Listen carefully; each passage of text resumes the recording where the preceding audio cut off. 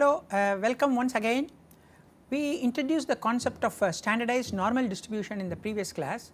I will continue on that again, and then later on we will talk about something called T distribution. So what is standardized normal distribution? Basically you all know what is a normal distribution.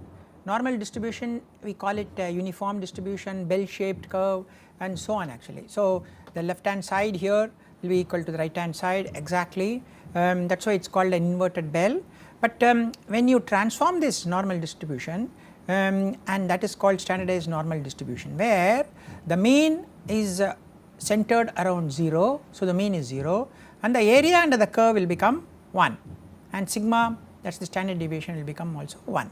Okay, so what is the advantage? So when we convert a normal distribution into standardized, it becomes very easy for us to compare one set of samples with another set of samples and so on. Otherwise what happens is any data, for example if I am measuring heights of students, the mean will be in terms of some inches and the standard deviation again will be in terms of inches. If I am looking at height of plants, I may measure them in centimeters, so height will be in terms of centimeters, the average height could be in terms of centimeters. If I am measuring weight of the class, then I will be measuring in terms of kilograms, 60 kilograms, 70 kilograms and so on. So we have a wide range of numbers, whereas when you convert this normal distribution into standardized form, so that mean is always equal to 0, area under the curve is 1, so it becomes easy for us to compare. And also if you look at the tables that are available for determining the area under the curve, they are all assuming that the total area is 1. So that is what is called standardized normal distribution. So basically what you do is we convert the data x into, say for example x minus mu by sigma. Mu is your mean, sigma is the standard deviation. So when we do that, suppose I put x is 1 sigma, then z will become 1. If I put x is 2 sigma, then z will become 2. When I put x is equal to 3 sigma, then z will become 3, and that is what is shown here. So we have 1 sigma, 2 sigma, 3 sigma. In terms of z it becomes 1, 2, 3, and similarly analogous, minus 1 sigma will become minus 1, minus 2 sigma will become minus 2, minus 3 sigma will become minus 3. So it is very nice. So if you look at the area, as I said, the area under the curve is 1, that is 100%. So if you look at the area spanning 1 sigma to minus 1 sigma, it will become 68.3. If you look at the area between plus 2 sigma and minus 2 sigma, it will be 95.4, and if you look at the area spanning between plus 3 sigma and minus 3 sigma, it will become 99.7, and so on. Actually we can even go up to 6 sigma. You must have heard of a term called 6 sigma. So if you are going up to 6 sigma, then the area spanned will be 99.9999. okay. So that is what it is. So what these numbers have very important significance. As we go along we will find that this 95 and 99 play a very important role. So when we say this area is 95%, that is plus or minus 2 sigma, then the area outside will be obviously 5%. That means this side, that is one side of it or one tail of it will be 2.5%, the other tail of it will have 2.5%. Okay. Similarly if I consider plus or minus 3 sigma as 99%, the outside area will be 1%. That means one side it will become 0.5%, the other side will become 0.5%. So now these are very important, as we can see later on when we talk about statistical significance. So when we say 95% significance, 99% significance, then we are talking in terms of 100 minus 95, it is 5% significant, 100 minus 99 will be 1% significance and so on. So we will be more interested in the area that is outside rather than the area that is inside. So this 95% spans plus or minus 2 sigma and 99% spans plus or minus 3 sigma. Okay. So we will talk about it. So how do you convert any data into z? It is very simple. I know the mean, I know the sigma, I take a data x, then I use this formula and convert that into z. So if it is 1 sigma, z will become 1, if it is 2 sigma, z will become 2, if it is 3 sigma, z will become 3 and so on. Okay. So Excel also has the function that is called norm dist function, but norm dist function calculates this whole area. Okay. So, if I have a value of z here, norm dist will give me the area of the whole portion. So, if I want to know the area of this portion that is outside, then I do 1 minus norm dist. Okay. So, when z is equal to 0, that means here obviously this area will be 0.5 because it is symmetric and equal, and when z is equal to 1 here, that means this area will be 0.841, and if z is equal to 2 means then this area will be 0.977. So, if I want to know the area outside this, then obviously 1 minus 0.977, which will be equal to 0.023. Okay. So, if I multiply that twice, that will become 0.046. So, the area outside 2 sigma will be 0.046. If you remember in the previous case, that is what it is, right. The area inside 2 sigma is 95.4. So, the remaining is 4.6. So, this portion is 2.3, this portion is 2.3. So, actually we do not do it as 95.4, we call it 95 itself as a round number. So, this outside area will become 5. So, this portion will be 2.5 and this portion will be 2.5. So, that is what we do actually. Similarly, for 3 sigma we do not say 99.7, we say 99%. So, the outside portion will be 1 sigma. So, one side of it will be 0.5%, another side will be 0.5%. Okay. So, we can use this norm dist that is available in Excel to calculate. Similarly, we can use this GraphPad online software, and that also gives you, but it gives you the different side, it gives you this marked area. Okay. So, when z is equal to 0, that means here the whole area will be 1, when z is equal to, for example, 2, okay, 2 sigma, that is 2 and here. So, obviously the outside should be around 5%, okay. That is what this is showing, approximately 0.0455. So, if z is equal to 3, when we say 99.7, the remaining portion is 3%, okay, that is what you are getting here. Okay. So, we can use either the simple and then use the z table. I am going to show you what is this is an z table. We can use the z table. So, for given value of z, it gives you the area, that is it gives you this area. It is called single tile, it is because it is giving only one portion of the area, whereas your GraphPad gives you this plus this. Okay. So, I need to double this to get the results from GraphPad. Okay. So, each one of these softwares or Excel function or the table give z the area in a different way, but they are all analogous to each other and we can calculate one from the other, you understand. Okay. So, the GraphPad gives you this plus this area, whereas the table gives you only one side of the area. So, obviously if I want to make it appear like GraphPad, I multiply by 2. So, when z is equal to any value, for example, when z is equal to 2, it gives you 0.022, okay, 8. So, if you want to multiply twice, it will become, okay, 0.022 multiplied by twice is 456, and that is what the GraphPad gives, 0.0455. Okay. Whereas Excel gives you the whole area.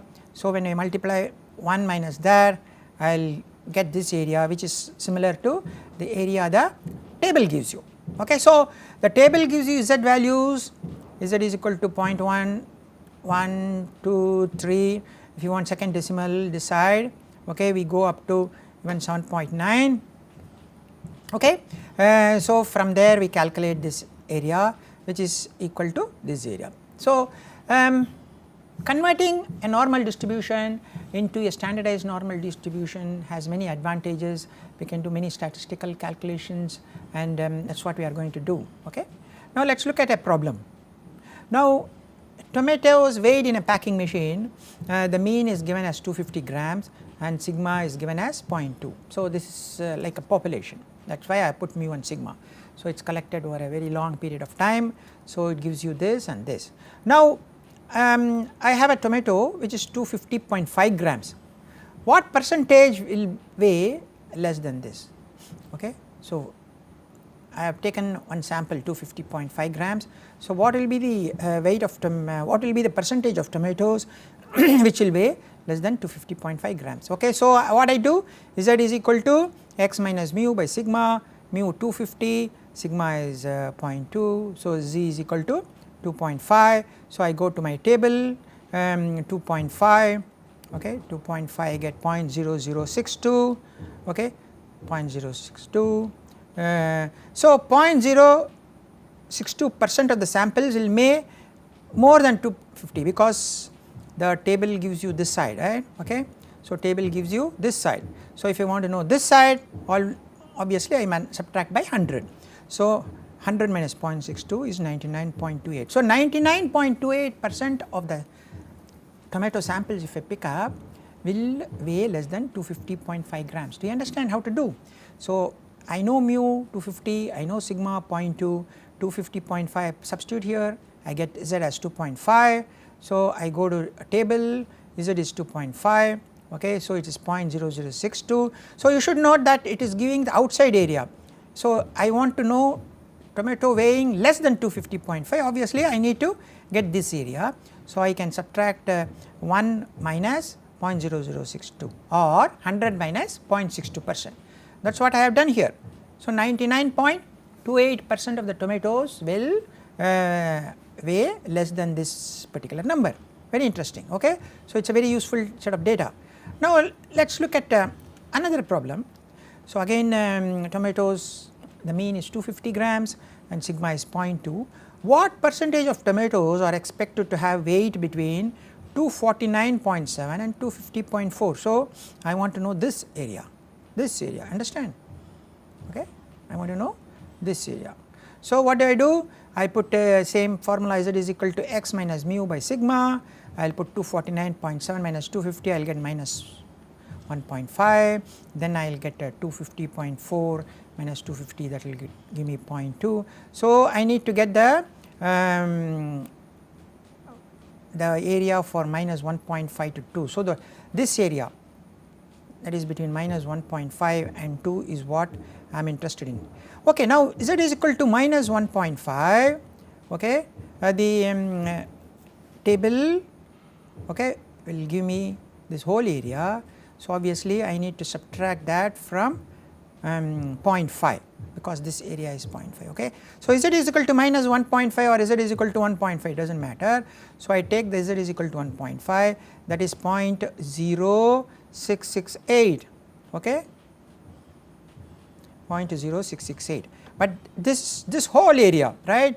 So, I need to subtract a 0.5, that is this portion, then I will know this area.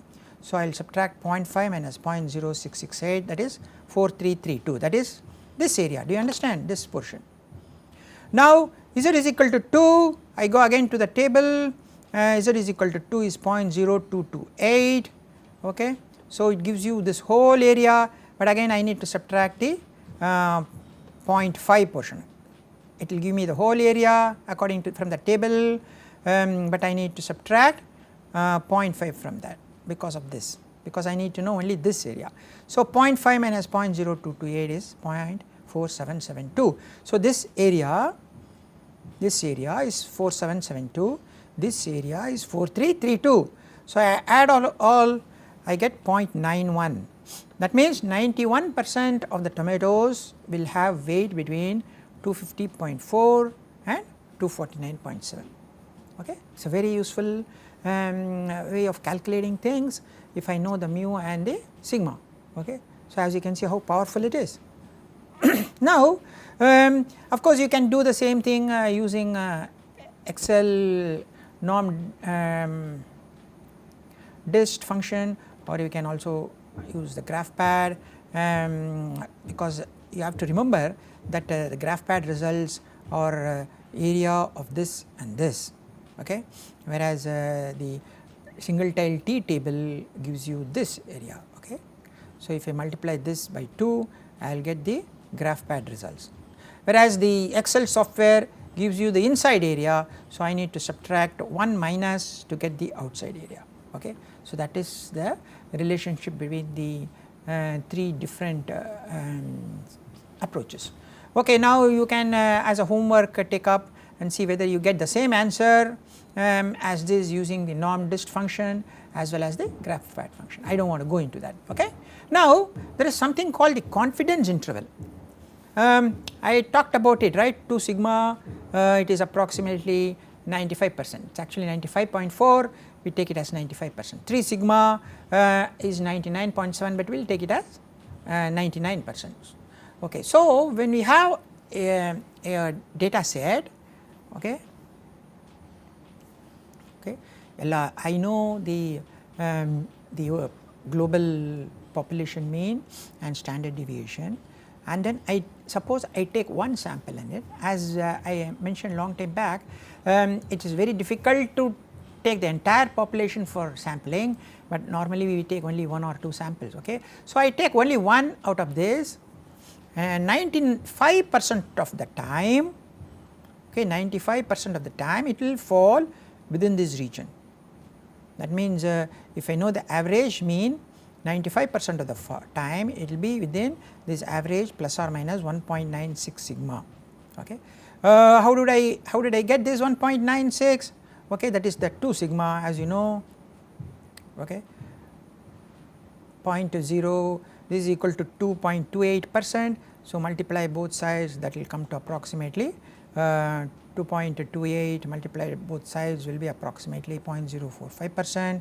So, that is 95% here. Okay.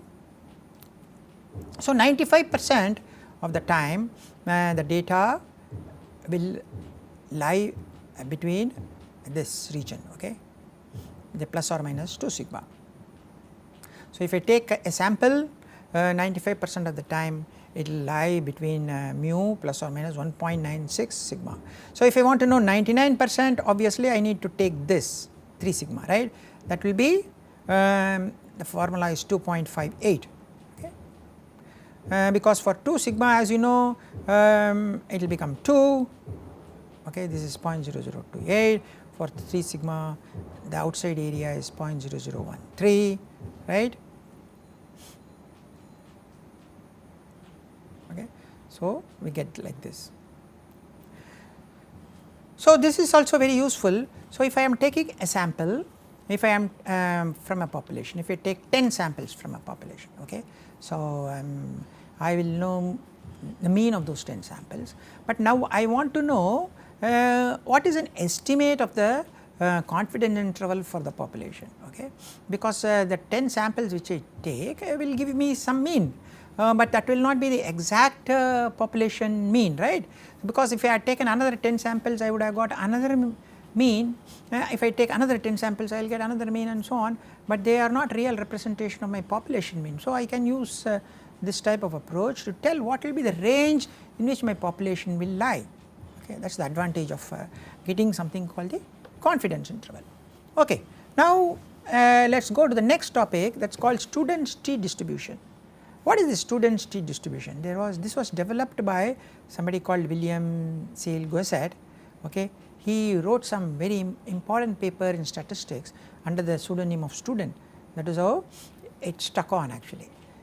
He said normal distribution is a bell shaped uniform, but then the n should be very very large. But if I have very very small n, no, if I have n equal to 1, 2, 3, 4, 5, 6, 30, 25 and so on, that also will be symmetric,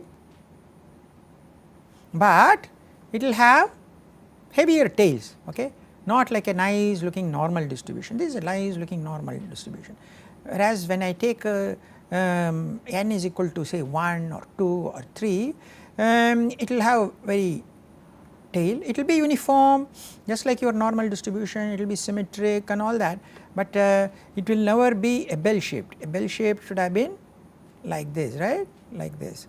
So, as you can see, when I take much smaller numbers it will be like this. When I take a very large number, as I see 8, ideally if you have more than 30 or 20, 30, then you can almost get a distribution almost looking like a normal distribution, okay. That is what it is actually. So, when the sample size is small than the population, so then we are going to get a skewed, although it is uniform, symmetric, just like a normal distribution, but it will have longer tails. In real life we are dealing only with samples, we are not dealing with the population. So, obviously student t distribution becomes very important, because whatever I do I am collecting 10 students and measuring their height. So, that is a sample. I am testing my drug on 20 rats, that is a small sample. I am taking 10 tomato plants and measuring their weight, that is a sample.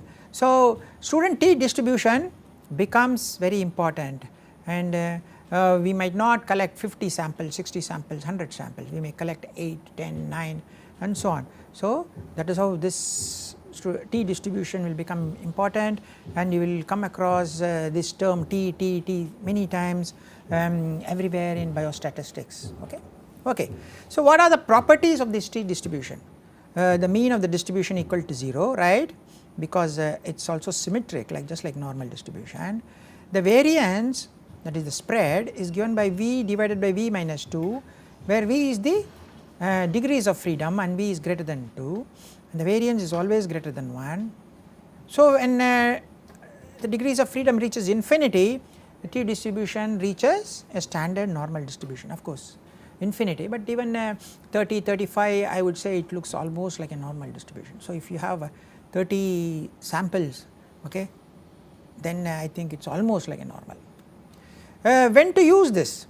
So, any statistics having a bell shaped, that means approximately normal, the population distribution is normal, it is symmetric, unimodal. You should not have bimodal. I taught you what is mode, okay, that is the central tendency, and it should not have outliers. If you have a samples of 30, it should not have outliers, it should be symmetric and unimodal. If the sample size is 40, it can be little bit skewed, but still it should be unimodal, no outliers. If it is greater than 40, then it should not have outliers, but otherwise it is okay. So, the t distribution should not be used with small samples that are not approximately normal. That means, if the samples are very small and it is not normal, then be careful, do not use the t distribution.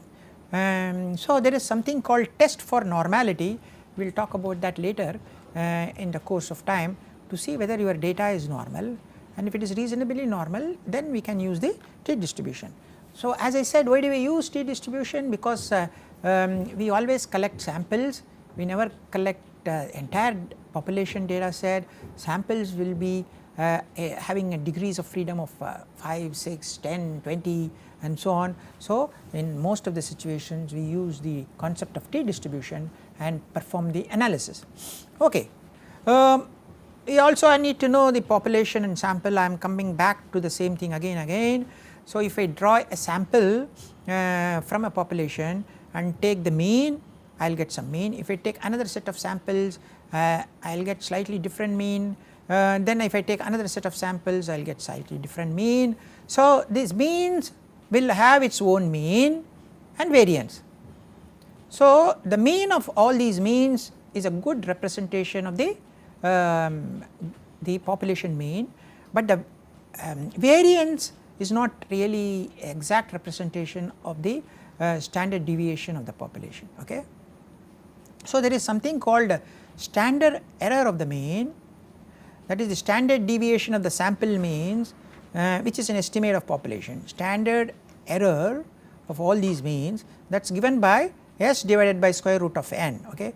S is your sample standard deviation, n is your number of data points. Okay. So, this is a standard error of the mean. In fact, this is a real representation of the standard deviation of the population. So, we understand. So, I have a population, I take a few samples and then calculate a mean, then I put it back, then I take another set of samples and get a mean. I will definitely get something different, then I will take another set of samples and then get a mean. So, I will have a large set of means. So, these means will have its own mean and some standard deviation.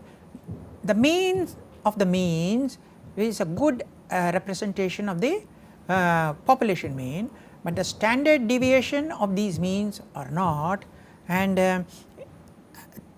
it is given like this. The standard error of the mean is the standard deviation of the sample means estimate of a population mean. Okay. So, S is your sample standard deviation and n is the number of samples you take, square root of n. Okay. So, this is how it is, and this standard error, okay, is very important. So, standard error is the standard deviation of the sampling distribution of a set of means taken from a population. So, standard error is the standard deviation of all these means which you have taken with different samples you have taken from the same population. Do you understand? So, the mean of all these means is a good representation of the population mean, but the if you want to represent standard deviation, so if you get something called standard error, that is the standard deviation of the sampling distribution of a set of means taken from a population, and that is a good representation of the standard deviation of the population, and that is given by S divided by square root of n, where S is the sample standard deviation, okay, and n is your number of data or samples you pick up, and this is very important. We use this in many calculations, okay, as we go along. Okay. So, again we come back to student T distribution. Okay. So, student T is almost like Z, you know, they play the same role. Z you have in the standardized normal distribution, whereas T value you have in a normal distribution with very small sample size. Okay. So, if I have a sample size of 4, mean is 100, sample standard deviation is 10, okay, then when I do a T distribution, mean is still 100, the standard deviation will be 10 divided by 4, that is 10 by 2, which is 5. Okay. So, this is what it is, and as I said, the T here plays the same role as, okay, Z in the standardized normal distribution. Okay. So, if you take data as 100 here, and this is 110, okay, and value of 110, what will be the T value here? Obviously, T value will be, if you take the sample standard deviation as 10, T value will be equal to 2 actually. That means it lies 2 standard deviations from the mean. In fact, if you remember exactly, in the Z, in the normal standard deviation also, we had the same numbers coming out. So, 2 sigma becomes 2, and similarly here 2 times standard deviation will become T equal to 2. Okay. Okay. So, as I mentioned, if n is equal to infinity, you have infinity data points, then 95% confidence will be, instead of 2 sigma, if you remember here, okay, 95% confidence 2 sigma, but then we are talking about T, where the number of data points are supposed to be less than the population. So, there will be, instead of 2 sigma, it will become 1.96 plus or minus sigma. So, you understand this 1.96, that is how it came here. If you take a population, then this will become 2 sigma, but we are not taking a population here, we are talking T distribution. So, it is 1.96. Okay. So, if n is equal to 6, that means the number of data is has reduced dramatically, degrees of freedom n minus 1, then for a 95% confidence T is 2.57. How do you get this? There is a table which gives you that. Okay, I will show you that table. If n is equal to 3, data is still less, as you can see, it has got a long tail, it is symmetric, uniform, but the tail has become longer and longer. None of them look like my beautiful normal distribution, where here we are talking in terms of n is equal to infinity. Okay. So, we are talking about T distribution where n is smaller than infinity.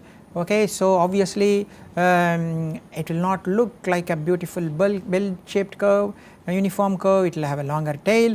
So, when n equal to infinity in student distribution, for a 95%, it gives you T of 1.96 and 1.96, okay, and for n is equal to 6, it becomes 2.57, n is equal to 3, it is 4.3. So, what do you understand this? So, if the data points keep going down, the uncertainty also goes up, because from 1.96 it has gone to 2.57, it has gone to 4.3.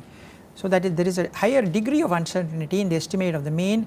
So, if I take only 3 data points and take a mean, the uncertainty on the population mean is higher, because this is much larger, whereas if I take very large data point, the uncertainty is much less, because the graph also looks smaller, I mean more sharper, so the area also is much less. Do you understand? Okay, this is 1.96. If you remember, I introduced that some time back, right? Here you can see this 1.96, same thing. So, it is a mean plus or minus, it gives you an idea about the confidence interval, mean plus or minus 1.96 sigma. So, this 1.96 corresponds to 95% confidence interval. So, it is not exactly 2 sigma, okay. That is when you use a population, when you use samples and try to get an estimate of population, obviously it is 1.96, okay. This 1.96 will come quite often if for 95%. Similarly, if I take 99%, instead of getting 3 sigma 3, I will get 2.58, okay. So, that is from the table. I will show you a table called T table, okay, and that is very useful. The T table comes here, excuse me, yeah, that is called the T table, as you can see here, okay. So, you can see okay, for a 1.96 you can see for infinite data points, okay, for a 95% confidence interval, okay. So, if you want to take a 99% confidence interval, it is about 2.58. So, these two numbers play a very important role. So, if I want to know a confidence interval and 95% using T distribution, I will multiply by 1.96. If I want to know the confidence interval for 99, I multiply by 2.58, okay. So, these two terms are very important. Do you understand? So, we go back again in the T distribution, okay. So, when the data points are less, it will have very long tail, as you can see. As the data points increase, the tail goes down, and which means we get more confidence in the estimating the population mean when I have more data points, okay. Now, we will continue this student T distribution in the next class also. Thank you very much.